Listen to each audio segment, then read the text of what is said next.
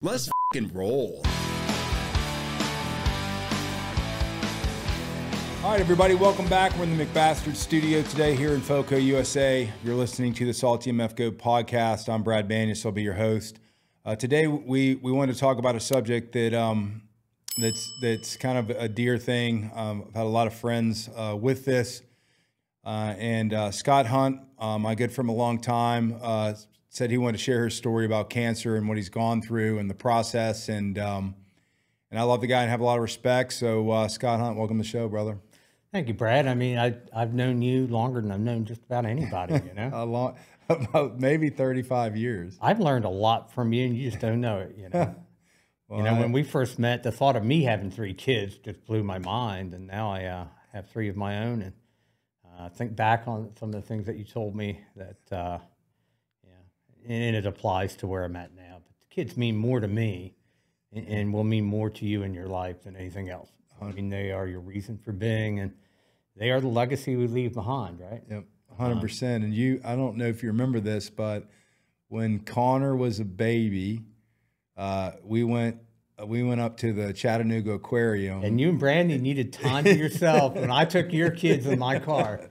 Exactly. And that was 30 years ago. I remember telling somebody that story, and they said, "Man, he must have really trusted you."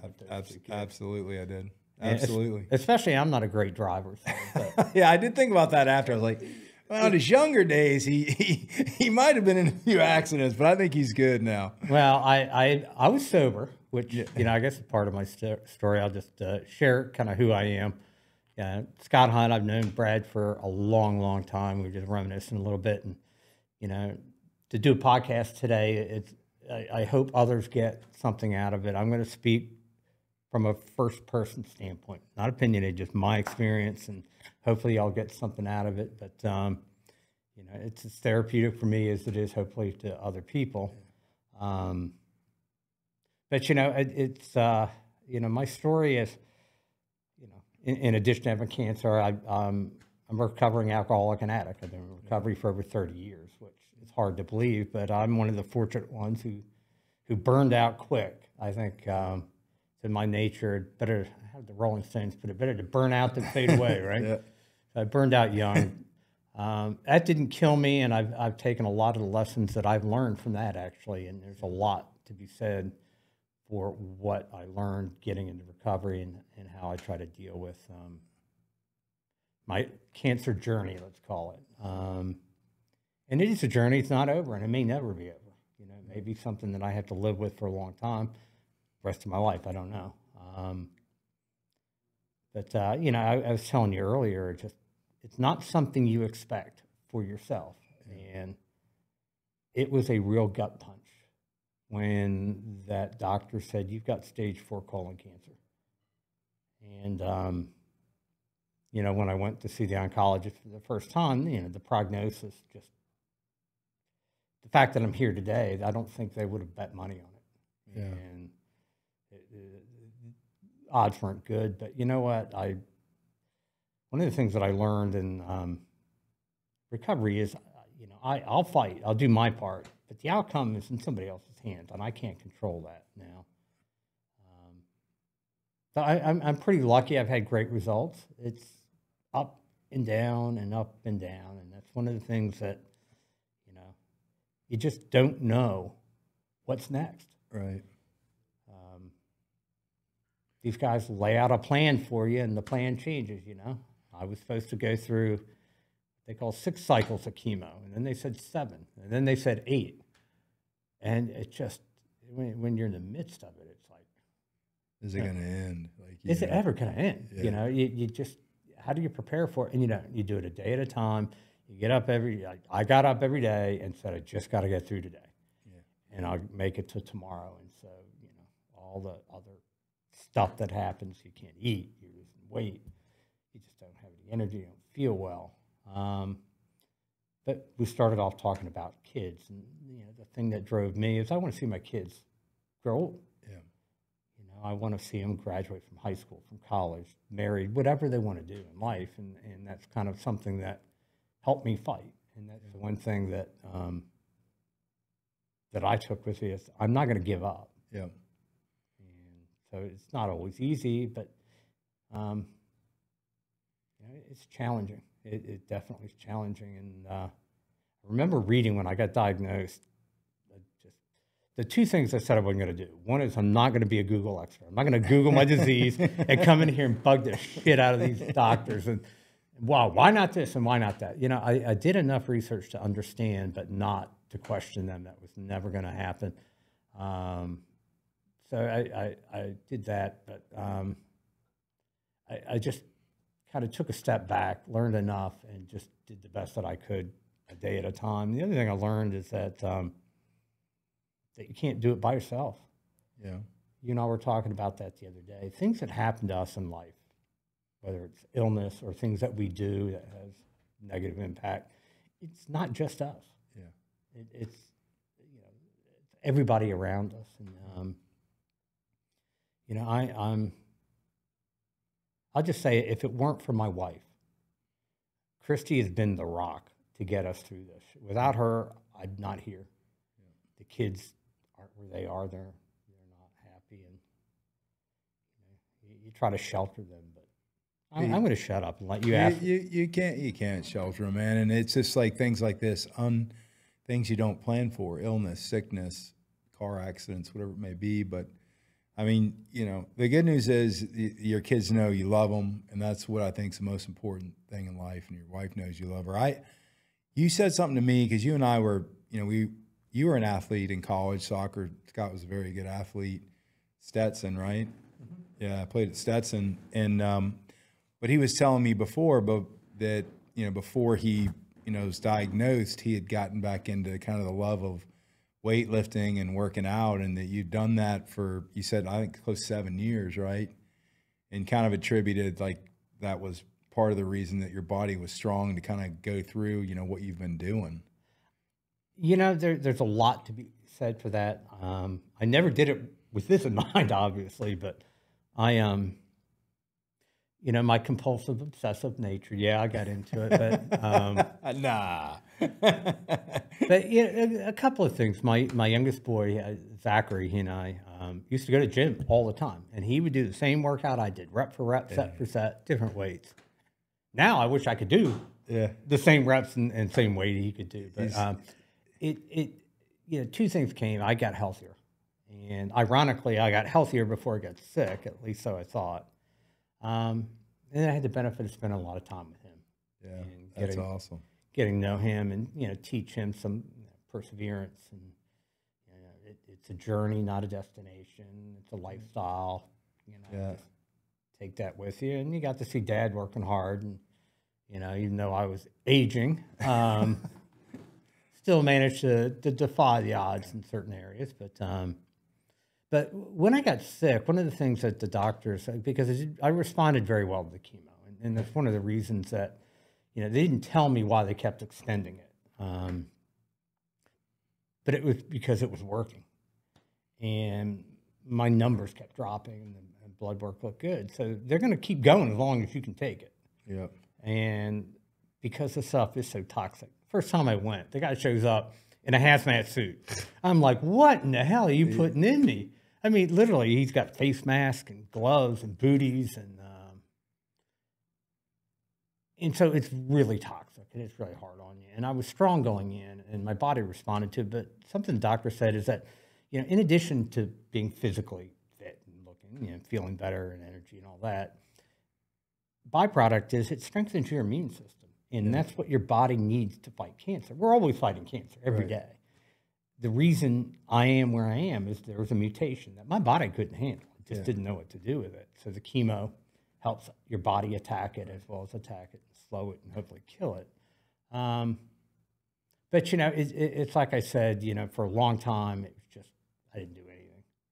And then I did get better. Now, one of the problems with the chemo is that, when the kind that I have took 3 days. You go in for like 6 or 7 hours, and this stuff is so toxic that they have to give it to you over 2 days. So you come home with an infusion bag, and so for 2 days, this thing runs nonstop, pumping the poison into you. And that was a challenge. But the flip side is that it worked. That it slowed and shrunk the initial tumor quite a bit. Now, it had spread to my liver, which, you know, it's like one step at a time. Yeah. You know, what's first, what's next, and just a daily fight, you know. I hear a lot of people get down on themselves, but, you know, it's, you can't give up. Yeah. You can't give up. I like to say I stuck my middle finger up at the doctors and said, I'm not leaving yet. Yeah. Now, one of the downsides is they put a port in and dumps it directly into your heart. Yeah. And the stuff is toxic, and it did damage my heart a little bit, which I found that happens to some people, not everyone, maybe 10%. I'm one of the lucky 10%, right? Yeah. Now, fortunately, you know, it's not a big deal. It can wait. We're going to deal with the other stuff first, but going back to what I said, it's just one thing after another, right? You know, and then you get through all that. And as soon as I recover a little bit from all that, then I have liver surgery.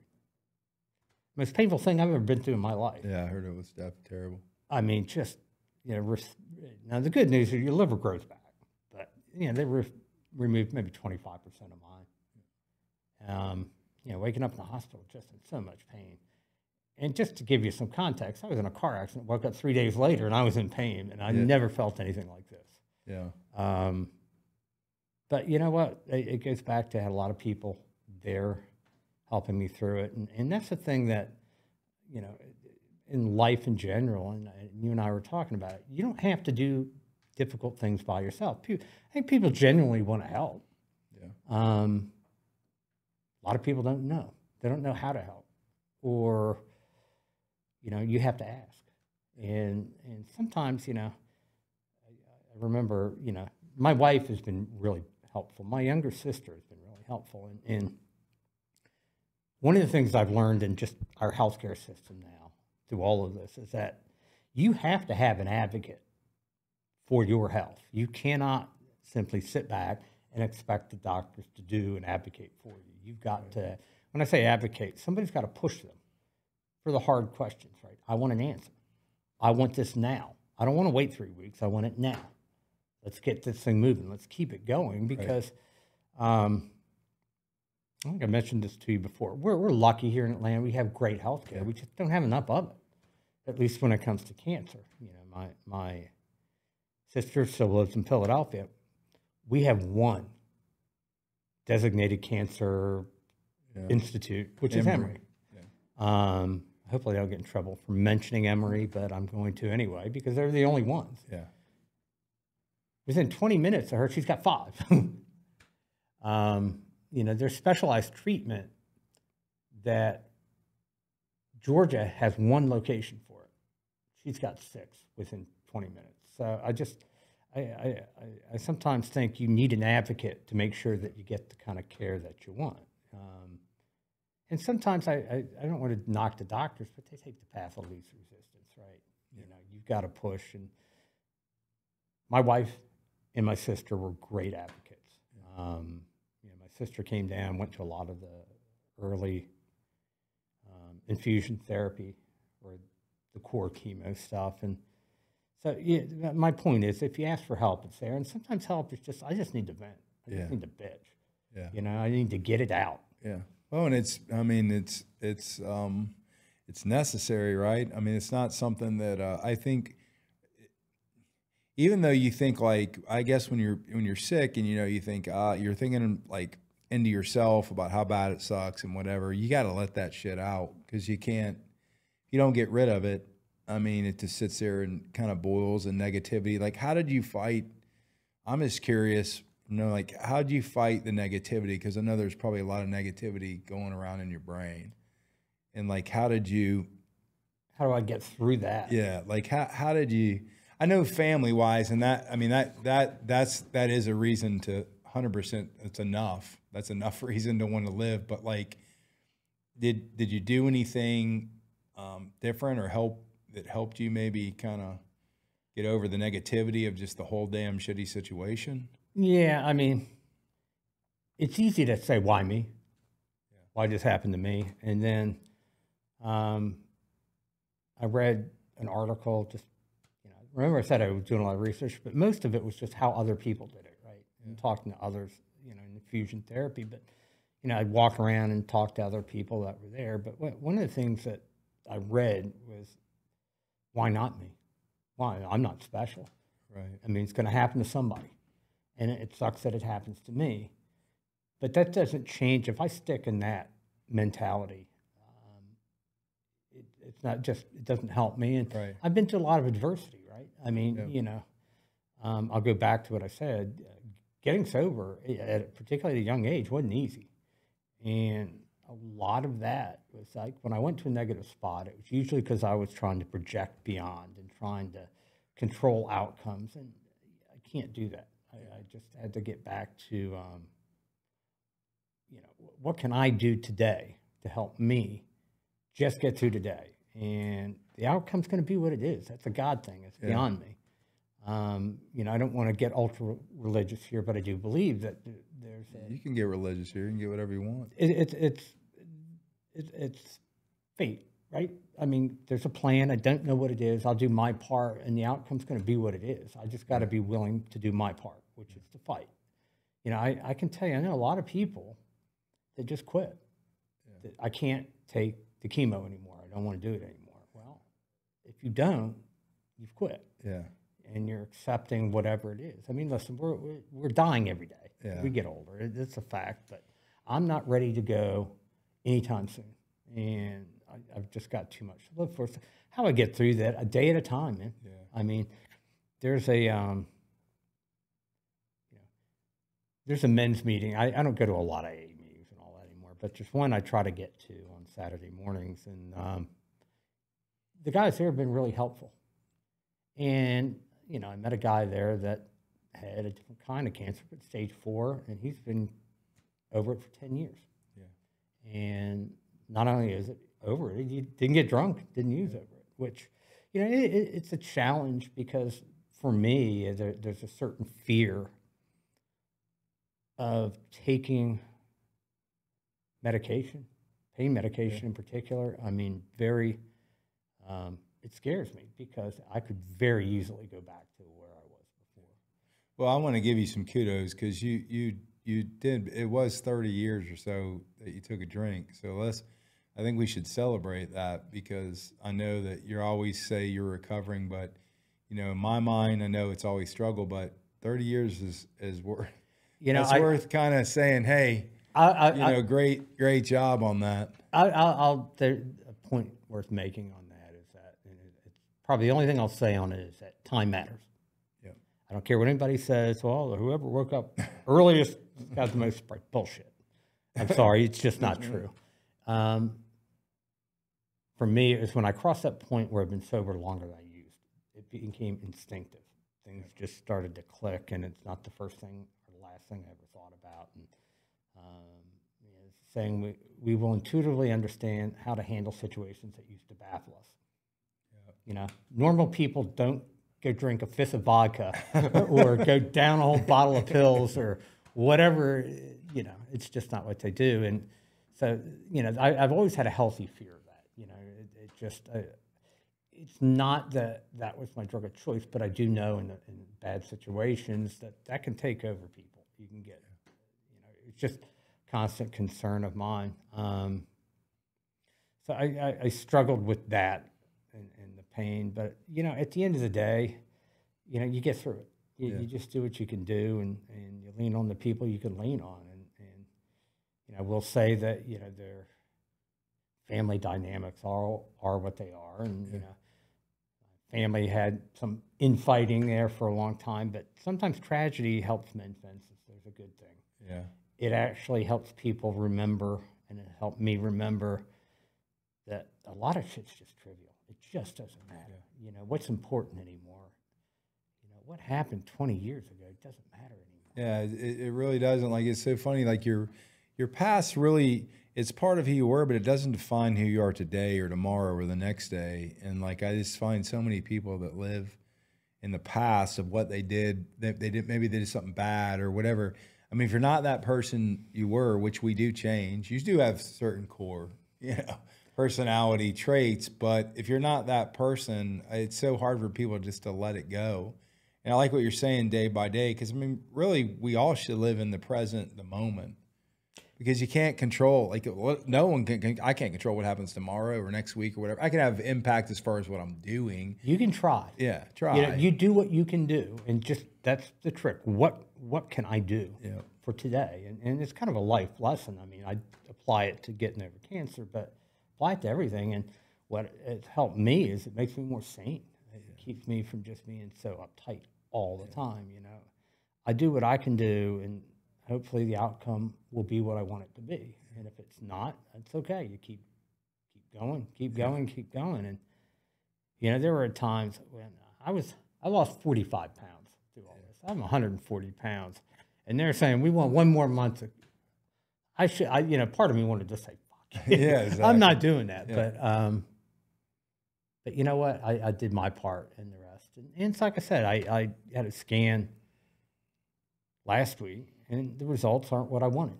Yeah. You know, I'm better, but I'm not cured. I'm not at a point where it's surveillance. I know I've got more steps now, right? Yeah.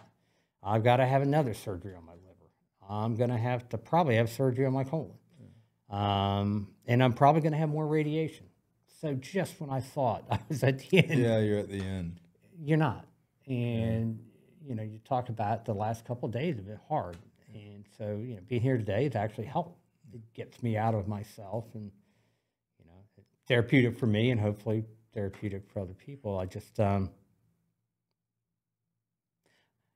it's just, you know, it's hard. Right now, my purpose in life is to get better. But, you know, when you wake up every day and I'm not working and I don't have, you know, you get up and you have, I love the Salty brand and the lifestyle that you're building, and, you know, you got a purpose. Yeah. And for me, sometimes I need more of a purpose, right? It just, that's a struggle. That I have to keep reminding myself I do have a purpose, and that's to get better. Whatever I got to do to get better, that's what I do. And just for the audience, so Scott's one of the hardest workers I've ever known. We worked together early in our career, and I learned a lot from him. He was a relentless, and he has a lot of energy. You can tell even like when you see him, he's a little thinner, but he's this guy. He's always had energy, and he likes to work. So I know that's been a big bother for you. It is. And you know, as I'm thinking, hopefully I'm not done yet, right? Yeah, I don't think so. I'm trying to figure out what's next. Yeah. Because one of the things I've learned through all this is my priorities have changed. Yeah. It ain't about the car that I drive anymore. They make me happy. Not about the house, the clothes. Don't care anymore. Do I care what other people think? Some people, yeah. Like you. People you love, you care. Everyone else, fuck off, whatever. Exactly, right? Yeah. You know, it's just not that important. So but I keep reminding myself, I'm not ready. I'm not there yet. That's projecting. That's getting way out ahead of myself. But I'm glad you asked me to be here. It is a conversation, right? And it's a conversation that I look back on this and I say, what would I have done differently? You know, I can't go back and undo things. Yeah. But if there's a lesson in all of this, one of the things that I didn't do, I mean, I got healthy and I felt great and looked great, but I ignored the obvious, right? There's a reason why they say at a certain age, you go get a colonoscopy. Yeah. Why? If they had found it at stage 1, I'd be in a whole different place. Yeah. And that's my fault. That's on me. And I wish I'd listened. My wife had been pushing me to do it, and I just put it off. You know, colonoscopy is not a fun experience, but guess what? There's no, honestly, you need to do it. If you haven't done it, do it. Yeah. It used to be at 50, now it's 45. And you know what? If you're 40 years old and you feel something's not right? Yeah. Go get it checked out. Yeah. If your body's telling you, like if you notice something, that's probably, you know, you need to go and not ignore it, you know. And we're all trained as men and, you know, just boys. I mean, dust it off, dude, rub some dirt on it. You'll be fine. And, you know, that knee that you just tore in half, it'll fix itself. No, it's not going to fix itself. No. I mean, it used to be, you don't have broken bones and you're not bleeding, you know, don't worry about it. But now listen, you know, you asked me earlier what the signs were. I mean, I started getting bloating and, you know, and first of all, I should have done something earlier and I didn't. But, you know, the signs, you know, there's all sorts of things that are indicators, right? Yeah. Just if you feel something's off, get it done. Yeah. Uncomfortable, yes, but it's a whole lot better than the alternative, which is, finding out after it's progressed to stage 4 and spread to other parts of your body. Now you got a whole different fight on your hands, But I mean, I know this is a serious subject, but I got to tell you this story as a friend, and you'll like it. So I had to go. I didn't get the whole colonoscopy, but you got whatever they blow the air up your chute there. I had gone in there. This has been a while, but I had gone in and I was scared, and they, you're bent over the thing, and doctor's like, all right, you're gonna feel a little pressure. This is gonna hurt, and they're like shooting an air gun up your, lower intestine, and you're like. You're kind of like, shit, that definitely doesn't, that's weird because you're awake for it. And I look over and the nurse is sitting like right where that wall is, and she's just got a big grin on her face. And I mean, I'm sitting there getting air blown up my ass. And I looked at her, I go, do you like your job? She goes, I love my job. I go, you're a sick fuck. But it was a funny moment. And the doctor just started cracking up. But so that I said, lady, I'm going to try not to come back here. So. Hey, Doc, you using the whole fist? Moon River. Oh, man. I know it's not a humorous subject, but that if you can't laugh, something, laughter is great medicine. If you can't laugh about some of this stuff, like, some of the scans, they want to put a jelly up there. Yeah. And I refuse to do it. I can't. They tried one time, and I said, get the thing out of mine. I am not doing that, right? You tell me what my alternative is, You can do an IV, or, you can't eat for 12 hours. I'd rather not eat than have you squirt that stuff up there. I'm not doing it. And, they've gotten good scans. It's not really affected anything. But, no, I laugh because I get what you're saying. Yeah. But you know what? At least for colonoscopy, you're only semi-conscious. You don't even know what's happening. So, get it done, get checked out. Don't be like me.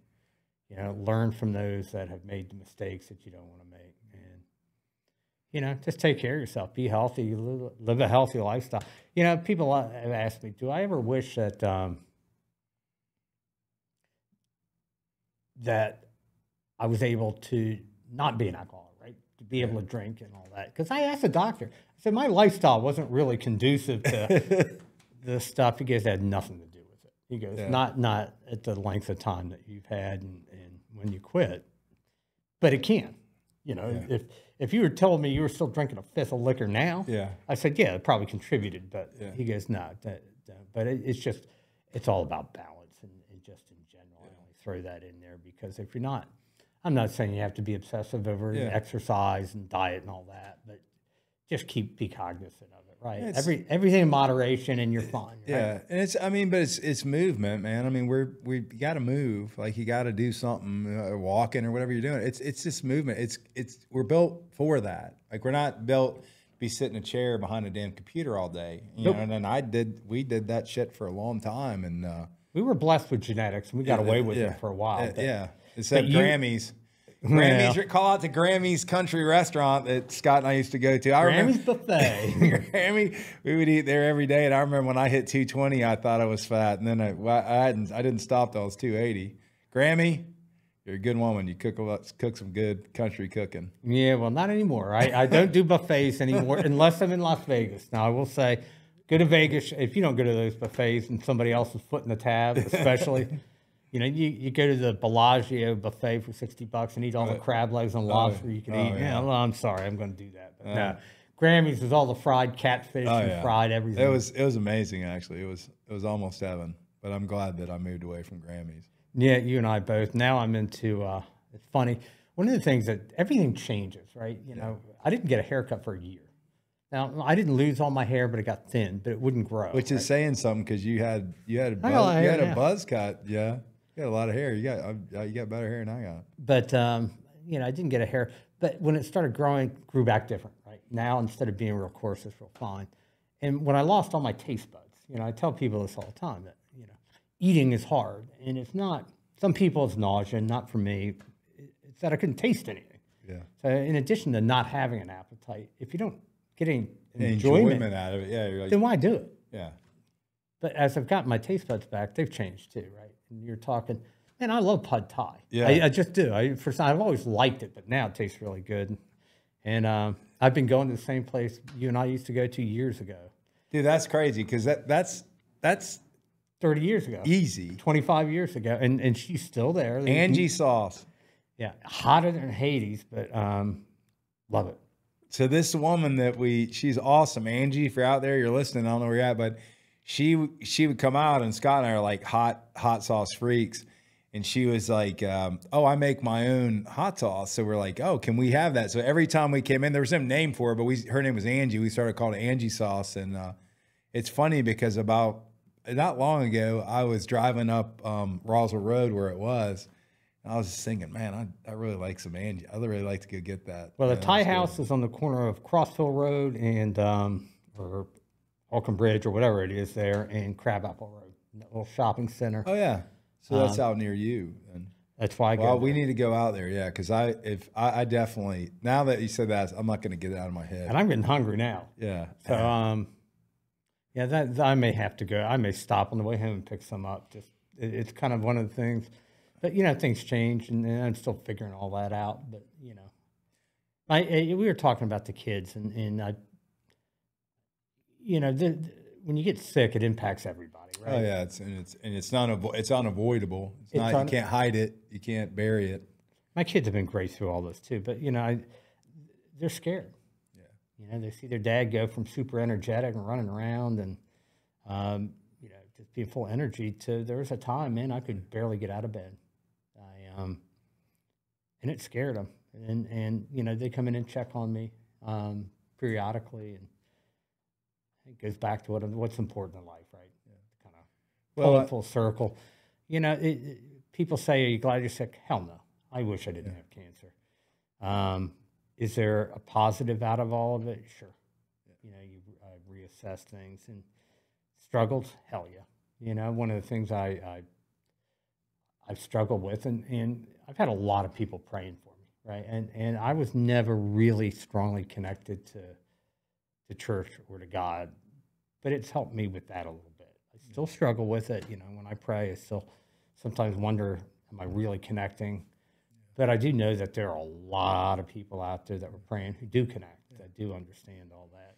So I think, I don't tell people what spiritual path they should take, but I think you'll know when you get comfortable to where you just talk to God and you're not worried about whether the outcome's going to be there or not, or whether he's going to show you something. Because I personally had something happening where I literally prayed a year every day. It's just about the same thing. And it took a year, but it happened. And I can contribute. I don't care because I wasn't saying, give me this, do whatever. I was genuinely asking for some direction. And it was clear as day when it came. And it wasn't, I think that if you just don't worry about, what's don't wrong, ask what's right, what's wrong, what the way you should pray and all that. My personal, you just get comfortable talking, have a conversation with God. It happens. It doesn't have to be fake. It doesn't have to be situational where you do it every day or whatever. There are a lot of people that are really ritualistic and they do it. But we're going.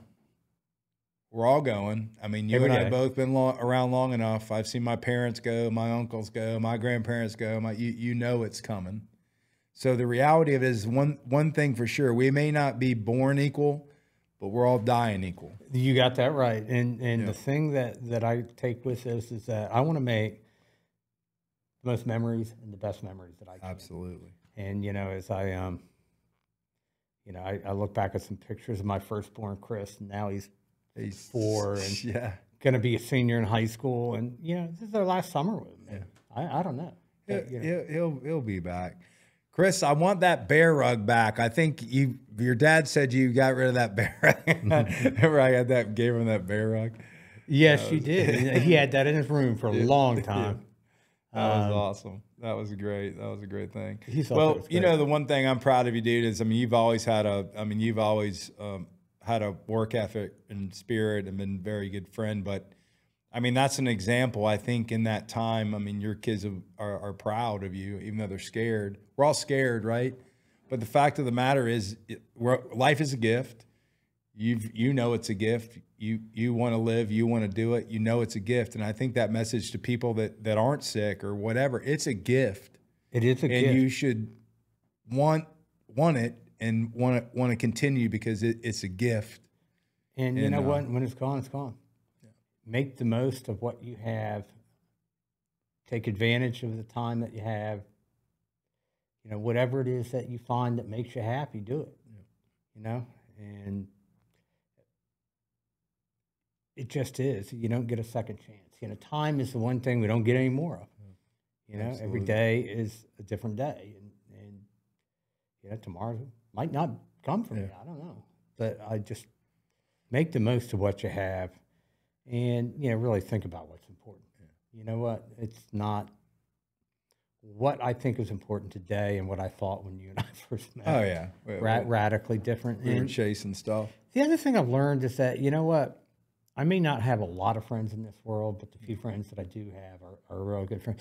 I've had people that I hadn't talked to in years, and unfortunately, time gets away. Like with you have 3 kids, 4 kids. You get focused on things that, you know. And you lose contact, and that's one of the things I suggest to people. You know what? Take a minute. Reach out to that person you haven't talked to in a while, and that you're close with. Friends of mine from high school that I haven't talked to in years are reaching out to me and reconnecting, and so it's not about quantity, it's about quality. Absolutely. And I think it's about genuine experiences. I mean, I look back when we were working together, and the funny shit that happened, just us, like, you know, when we were young sales guys, and just the funny stuff we did. And I find myself looking back to about 6 or 8 of those, and I laugh every Jerry Hassan. Or when I love that when we were sitting there and we worked for the small business, but Scott and I had this A/B switch thing that he had a printer and I had a printer, and you had to, that time we were printing everything, you had to switch it to A for him or B to me to print. And I said, oh, we gotta. Somebody was saying, now let's connect the network, and we just would flip our A/B switch. But some guy called in that we hadn't shipped software or something to him, or he'd send us files. So Scott and I were there, and I said, oh, can you hold? And so I go, I got to check down with shipping, and so I sat there and left the guy on for 2 minutes. Scott and I are talking, and I said, hey, Dan, if we get that package, the girl was like right behind us, literally. No. And I waited like 3 minutes, like, hey, man, I don't know. I called down the shipping. It's not there. And we were just cracking up about the facade that we put on the Enterprise. It was a good time. That was a great time, man. I mean, we sold to some big companies if they ever had any idea what we were. Absolutely. Yeah. No, I wouldn't trade it for the world. You know, they're I have one story about you that shows Scott's perseverance. And now this is a long time ago. So when we were younger, we had to make a lot of phone calls. There's not a lot of emails, not whatever. So you talk to people on the phone, and we're talking to people like CFOs, CIOs, people. There were C executives, and I don't know. I was like 24 maybe at the time. I have no idea, but we were young, and we had to make hundreds of calls. And Scott was the best caller of any person I've ever. He could connect with anyone, is whatever. But the persistent story is so we were sitting next to him, and he called this guy, and the guy goes, not interested, and hangs up the phone. Scott looks at me, I go, how'd you get a not interested? He goes, screw this guy. Calls him back, he goes, how do you know you're not interested? Now, this is a chief executive guy that's doing a million things. How do you know you're not interested? And the guy goes, you got 5 seconds, kid, to tell me, you know, why I should talk to you. And Scott talked to that guy for 30 minutes. And like, so that's a lesson in life. Like 9 out of 10 people would have just said, oh, I just got chewed out by this guy. And Scott was like pissed because he's like, well, how do you know you're not interested? And the exact words, how the hell do you know? Because quite frankly, he'd already shot me down once. So I had no downside to talk to him the same way. How the hell do you know you're not interested? But, you know, it's funny. I still remember that guy. He was a CIO, and I really wish I could remember the name of the company. But persistence, dude. And that, like, to me, like the fact that, you know, you've done such a good job with what you're doing and fighting it and doing what you said is, dude, you're persistent, and you're just kind of a bulldog at that stuff. And I think the lesson in life, no matter what, like, hey, you got to be persistent. You got to keep going. You got to keep moving. And I'm proud of you. And I know the shit is not easy. I've seen, my mother-in-law had something very similar to you, and that was 33 years ago. And her prognosis was not good, but she's still, I won't say how old you are, Brenda, but she's fine. And it was painful 3 or 4 years. Painful. You sharing that story gives me hope, and that's one thing. As if people take something away, people want to help. Reach out and ask. Yeah. You want to ask me? Talk to me. I'd love. It helps me as much as it helps you. Just don't give up. Yeah. You only get one life. It's worth living. Yeah. That a lot of people care about you, whether you know it or not. Yeah. People you might not have talked to in a long time care. For me, I'll go back to, I've leaned on my wife, and especially my wife and my younger sister, but all of them, my older sister, my whole family has helped. Friends have helped. People that I've just met and talked to, going through the same thing at the hospital have helped. A lot of people don't know how, but sometimes just they'll listen. Well, I don't think a lot of people know too, because to be honest, I didn't even know. And we talk periodically. I didn't know for a while. I didn't share. Yeah. I didn't share with a lot of people. I don't know if it was fear or embarrassment, but and when you're in the midst of it, sometimes it's hard to think clearly. Yeah. And that's one of the things that there's a thing called chemo fog. Now, doctors don't talk about it, but it's very real. I'm just going to share with you, man. I couldn't remember yesterday.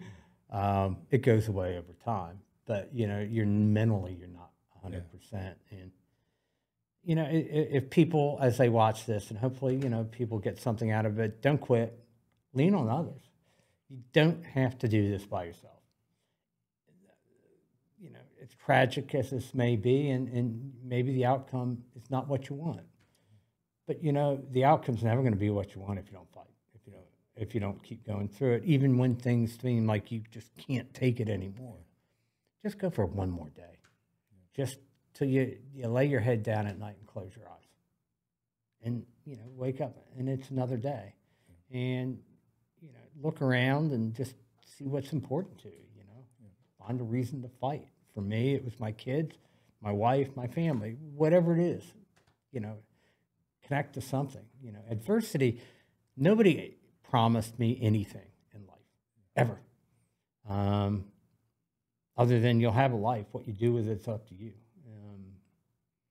I think that's true, though. That it's so many people get lost in, what I could have been this or I couldn't have been that or whatever it is. But you're right. The reality of it is, you can go out tomorrow, try to change what you're doing or take the outcome. I'm going to take one step, a job change, whatever, a life change.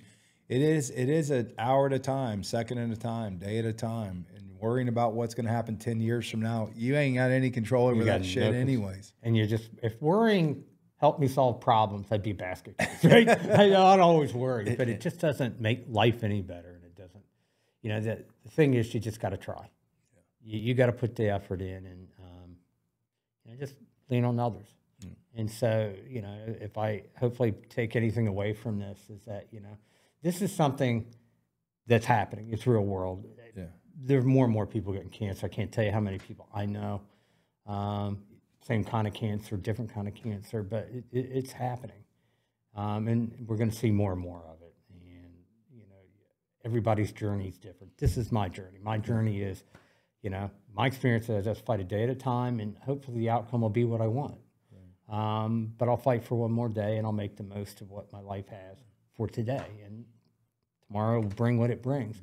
The only thing I can say is if I don't do my part, then the outcome, I can't influence the outcome. I can only do what I can. But if I do nothing, then we know what the outcome is, particularly when it comes to cancer.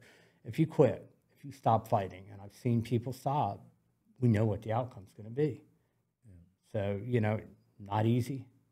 But for me, any life is better than no life. I've got a lot to live for and a lot of people to live for. got a lot of love in my heart. And, these are the things, I guess, I don't know if I'd have the same outlook if I had gotten cancer at a younger age. I don't know. Maturity helps with a lot of this, but just with adversity in general, right?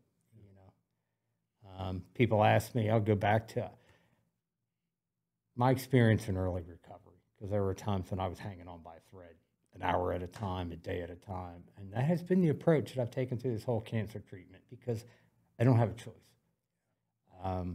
If I looked farther out, I keep getting gut punched. Yeah. The framework of what they think they want to do when they want to do it changes at a moment's notice. And, sometimes cancer is like whack-a-mole. Hit it here and it pops up somewhere. You know what?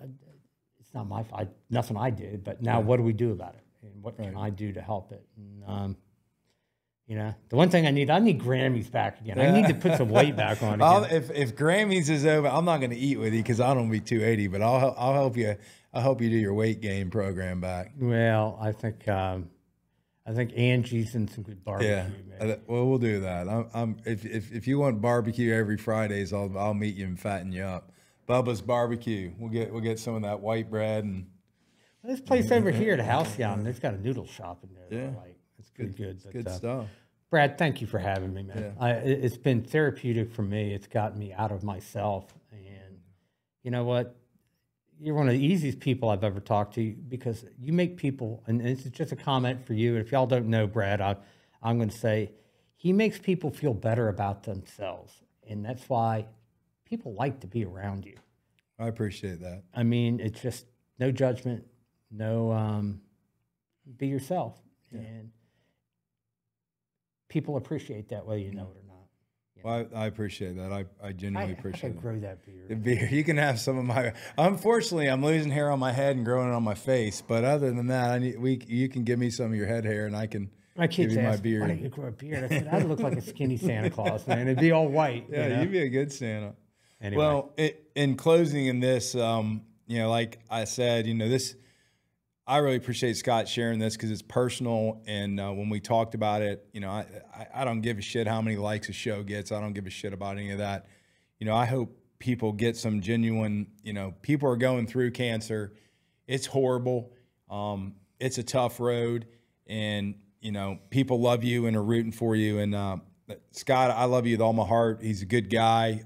His family's an awesome family, and one of the hardest workers I know. So, we're here for you, but I really appreciate sharing it, because there's someone out there also, even on the recovery side, that they're going through that, and it's not an easy road. I mean, when you get anything in a situation you get in that's your body, whether it's chemical or cancer or whatever it may be, I think you got to prepare yourself to say, everyone wants things to be over tomorrow.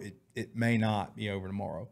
And you just prepare yourself mentally and take that one day at a time, as Scott said, and have something to live for, which I think we all have things that we can live for. But I love you, brother. I really appreciate you sharing. And you're not in it alone. Lean on other people, because people want to help. Sometimes Absolutely. They just don't know how. Absolutely. So we're here for you. I love it. Thanks, Brad. Well, on that note, I'm ending with a good friend and a very personal story. We'll see you next week. Let's go.